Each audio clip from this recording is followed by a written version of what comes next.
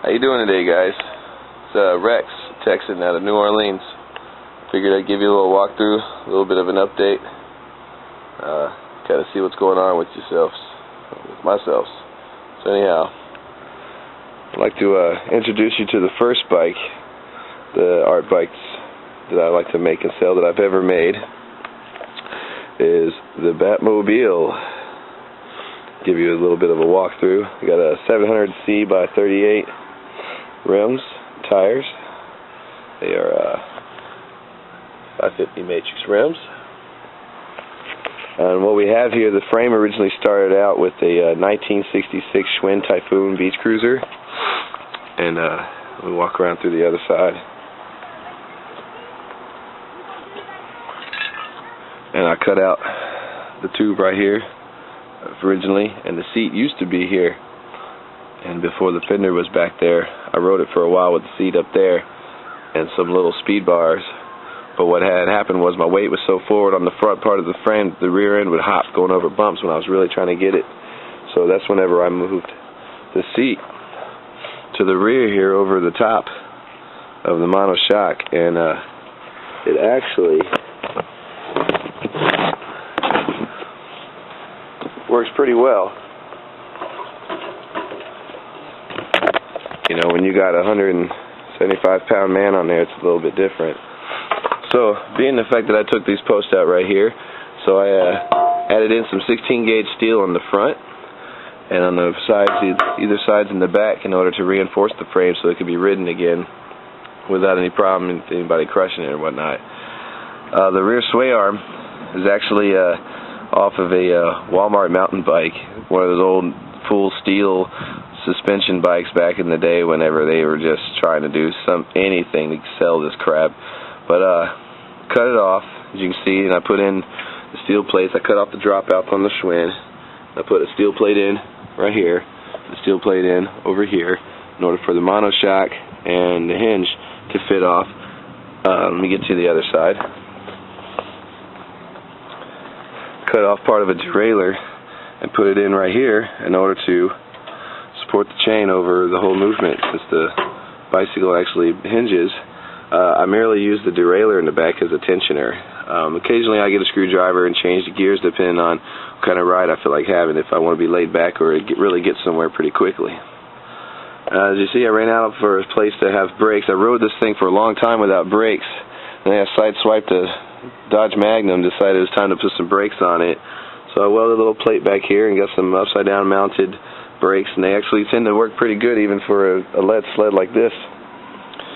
Took the original chain guards of the Typhoon and trimmed it up to where it fit over the adaptations I made to the frame so I could still keep my pants in one piece. I got a quick release in the front, quick release in the rear. The rear fender is strong enough to support a person. It's 16-gauge steel, which once you get going, you really don't notice the additional weight at all. I've got a trailer in the back that I made that I pull with this thing. Thus, I've got my homemade trailer hitch right there that doesn't get in the way at all whenever I'm not even riding. And I bet you're wondering what this little funny tip is right there. Well, follow this copper tube, goes down in under the fender, comes right here, swoops around right there, and goes into a propane bottle. So I figured since the old 1966 Batman had a not very impressive flame that came out the back for a jet engine, I'd have a not very impressive flame coming out the back of mine for a jet engine also. As you can see here in the front, this is actually 3 separate pairs of mountain bike handlebars that I cut in order to make the pair long enough to fit on the bike. Overall, the bike's like 7.5 foot, 8 foot long. It's really, really comfortable to ride, and it's definitely a smooth ride, and it's a pleasure to ride in itself. And then, what I got over here is the beast. It's the green beast. The beautiful green beast. I just built this bike for this guy.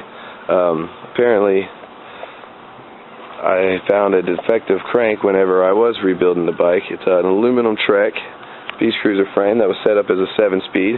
Well, I cut all the wire saddles off and the brake towers in the rear for the rear brakes, and put a 3-speed coaster brake rear hub on it. You see that I've got to replace the arm on the other crank here. This thing came back to me recently, but as you can see, it's got a green and silver two-tone paint job, shocks, white wall tires, black hub rims, and this was originally supposed to be kind of an urban assault vehicle, you know, a commuter bike for somebody, but this guy, he liked my art bikes and decided he wanted something unique, so out of the blue, I decided to make him these big, ridiculous handlebars. I mean, they are just so freaking ridiculous, but the guy's 6'3", so when you see him riding, it doesn't look so bad. So that was one of my cheaper bikes that I just kind of put together for the gentleman, sold him.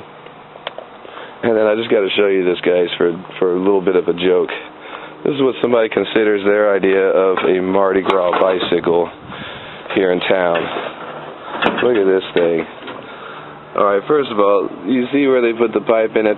I mean, I don't know. I do some odd welding and whatnot, but that thing, I don't know. I've got to do everything in my power to salvage this. It doesn't even ride right now. Currently what I got going on is 1960s Sears Roebuck, made in Austria. Look at those beautiful lugs on this frame. I'd recommended not, but the gentleman wanted me to try anyways. It got hit by a car or fell off of a cliff or something back when his father owned this bike. So as you can see by all the burntness, this whole tubing right here just got reshaped last night.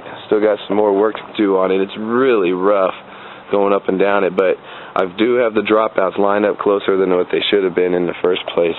So he might actually get to ride this bike again. This bike's actually going to get a metallic mint green with pearl white paint job. It's going to get painted like a classic. It's just got some really cool lugs on it, though. I'm glad he really wanted to salvage it. You can see some definite metal rust that I'm going to have to clean up there. Some of my more charred up parts where I've been trying to straighten and clean. And over here, we've got a 1969 Raleigh chopper. These are kind of rare over here in the States. You don't see too many of them, especially not as far as Louisiana. Maybe the East Coast, you know, they're a lot closer to get stuff shipped from England. These things are crazy wild popular over in England, Ireland, Scotland, and places like that. And I can only bless myself to be so lucky to have gotten one in as good of an original shape that this one is. It sat in a warehouse for like 20, 30 years or some shit. And I haven't had to do too much to it just to get it to where I could ride it. I really dig that bike. And now, I guess, before we go ahead and end all of this chaotic talking, blah, blah, blah-ness, I have a tendency to ramble. We're not going to say why. This thing is going to be one of my next videos. So you can see it's just some sort of huffy, multi-speed hybrid cruiser/mountain bike type bike. And it's going to become my next art bike, so maybe y'all have to check it out whenever I get the first video started on it to see what I'm going to do to it. I haven't the slightest clue right now. I'm just got ideas in the process, but I know it's getting all that little sticker crap peeled off, and it's definitely getting some welding done. Whoa, that's a nice pipe. Hey man, you got some nice pipes there. Whoa, look at this wrap rod service van. Oh my goodness. You don't want to get caught behind this thing. It'll eat you up. Anyhow, about done with the goofiness. This has been a video brought to you by Rex, a Texan out of New Orleans.